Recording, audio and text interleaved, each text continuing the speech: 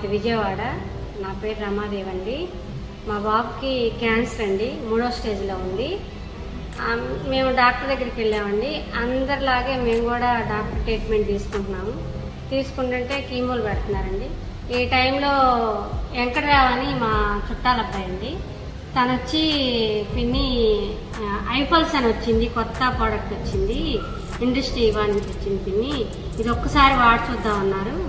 సరే వాడి చూద్దామన్నారు కదా అని నేను కూడా ఒక 10 రోజులు పక్కన పెట్టేశాను.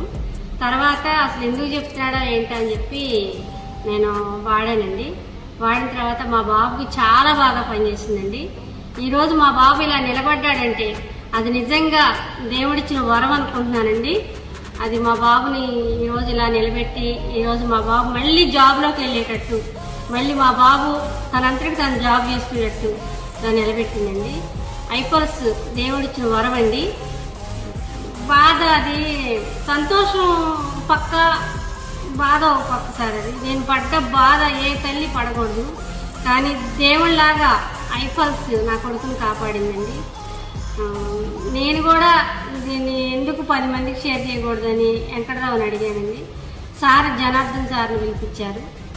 ఆ సార్ ద్వారాగా నేను కూడా 4వ స్టేజ్లో ఉన్న అతనికి పిడుగురాళ్ళ అబ్బాయి అండి, అనిల్ అతని పేరు, తనకు కూడా ఇచ్చానండి. తను కూడా కీమోలు వాడుకుంటా తను కూడా వాడుతున్నాడండి. తను ప్రతిరోజు నాకు ఫోన్ చేసి నాకు దేవతలా కనపడ్డామండి ఆంటీ, నాకు దేవత మీరే, కనకదుర్గమ్మ అని చెప్పి రోజు నన్ను ఫోన్ చేసి రోజు పలకరిస్తారండి. చాలా మంచి ప్రోడక్ట్ అండి. ఇండస్ట్రీ వాళ్ళందరికీ శిరస్సు వంచి నమస్కరిస్తున్నానండి. మీ ఆనందానికి మరియు ఆరోగ్యవంతమైన జీవితానికి వాడండి ఐపల్స్.